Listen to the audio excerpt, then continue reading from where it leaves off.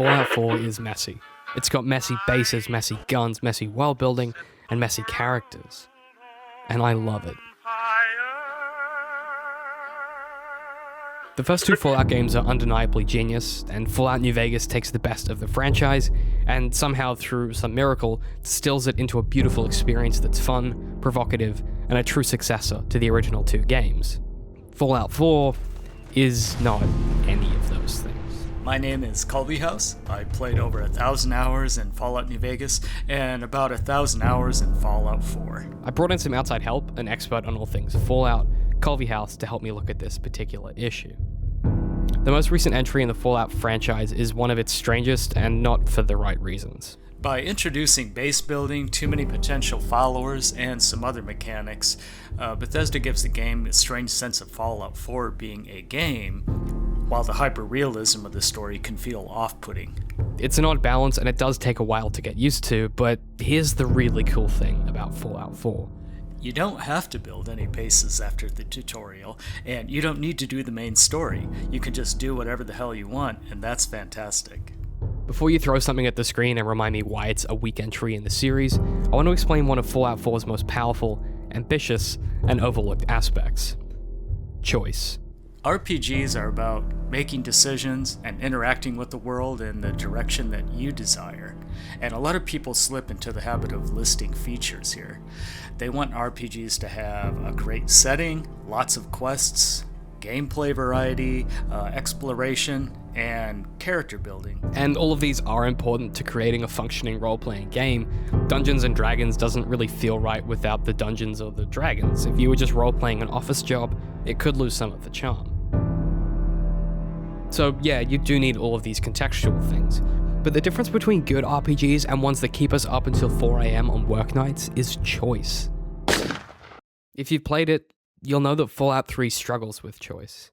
The whole game of Fallout 3 is you basically following around your father.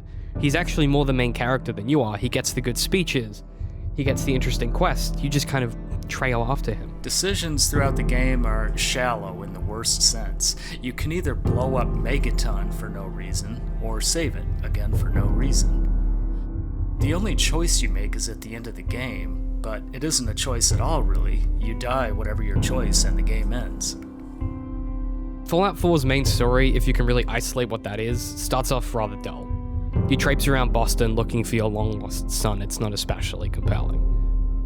It takes about 50 hours to get into the meat of the story. 4 factions are interlocked in a strange, unseen struggle for the Commonwealth.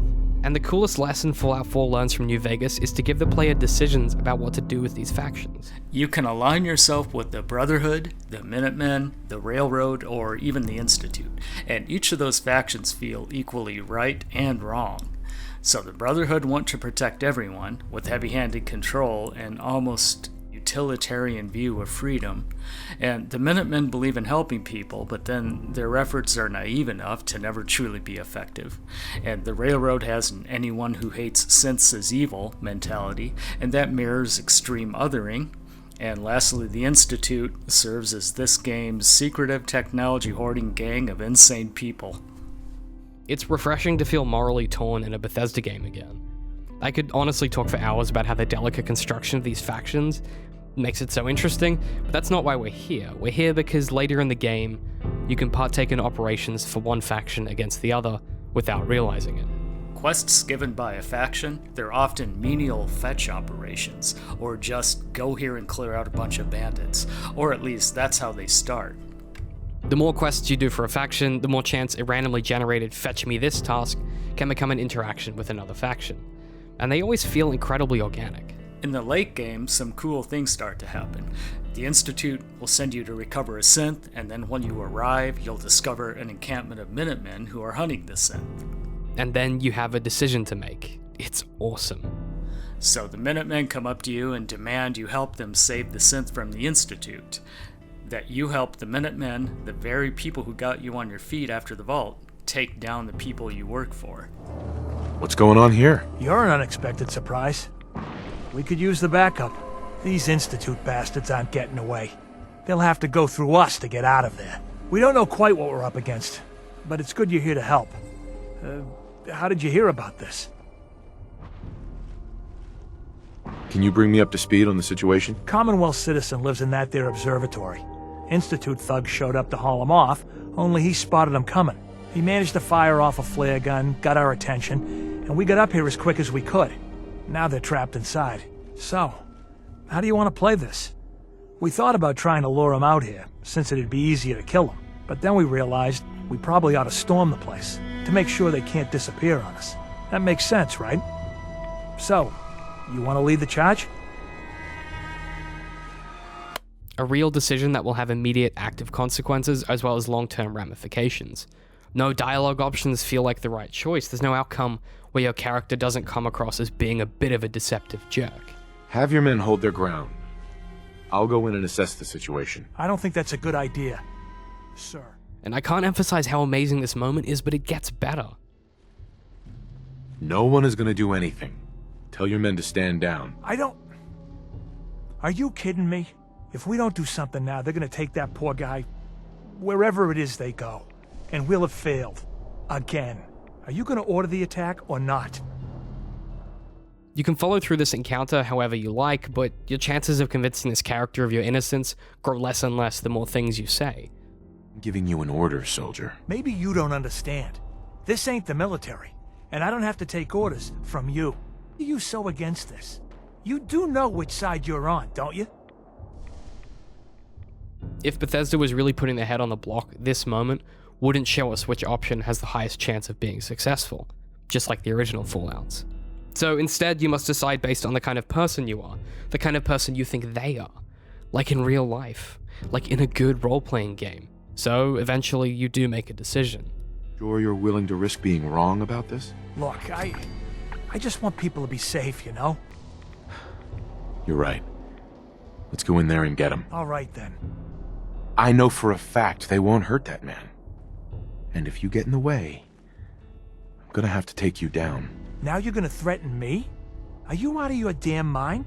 Or are you working for them? I ain't gonna shoot you. But you'd better stay the hell out of our way while we do what needs to be done. The game lets you make an actual decision, not just in the dialogue but in the game. The Minutemen don't just become hostile immediately. You have to pull the trigger if you want to confront them and defend the Institute. You have to actually kill the synth and fail the quest if you want to keep the Minutemen on side. Or you can kill the Minutemen and dispose of the witnesses. No one will ever know about your crime. Or you can kill all the synths and lie to the Institute. Or you can kill everyone and do whatever you want. Or you can just sit back and watch the two sides battle it out. There's so many outcomes and they all feel like your choice to make, but that last one is relatively new to Fallout in a lot of ways. The ability to retract yourself from conflict is amazing for two reasons. When these moments happen, when you have the option to not fight, it makes you realize that in the past you might have also avoided conflict, and that making the call to execute someone or start a firefight during the early days of your character leaving the vault, they're suddenly called into question. The morality of your decision-making so far is questioned, and it's kind of a game changer that no one talked about when the game came out. The second reason this moment is great is because it makes you want to believe in Bethesda games again. Just hear me out. Fallout 3 is great, but has some of the worst decision-making options to date in pretty much any RPG. Your father is the main character of the story, not you. You mostly watch other people give awesome speeches, and even the villains feel weirdly protracted. Skyrim, conversely, ditches a lot of decision-making in favor of focusing on more dichotomous key-style quest lines. It means the game has way more variety of quests and environments with less kind of stories. It's a whole different kind of game, and comparing the two feels unfair. But Fallout 4 ultimately is a tug-of-war between its origins and Skyrim. It wants to be open world with two-option quests while retaining creative dialogue and genuine decisions with outcomes. The main story is pretty indicative of this. You basically save the future, or you don't. There's not a ton of nuance overall, but the individual decisions along the way range from bland or meaningless to morally conflicting, and at times, at the best of times, genuinely heartbreaking. But there was no other way, right? The two identities of Fallout 4 constrict the game into this state of paralysis, with this half-urgency that makes you want to go back and play the game, despite knowing nothing interesting will happen. It's a promise of greater storytelling that never quite delivers.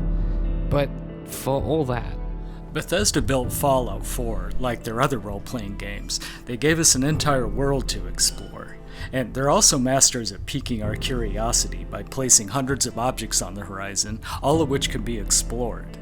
And then they take this concept and stuff the game full of hundreds of unique locations, each with their own story, and there's where the real value lies. The antagonist is me, David McNeil. Our music is by the incredibly talented Daniel Larson. Thanks to Colby House for his help. Make sure to subscribe to his channel for more Fallout. Here's a quick clip of one of his latest videos. What are you waiting for? Would you come over here? Yeah! Boom! I blew his head off. Got him. Got him. We are produced by Digital and Creative Media Works. Head to patreon.com/DCMworks to support us. Ben Hill is a steaming hot shower after jogging first thing on a new winter's morning.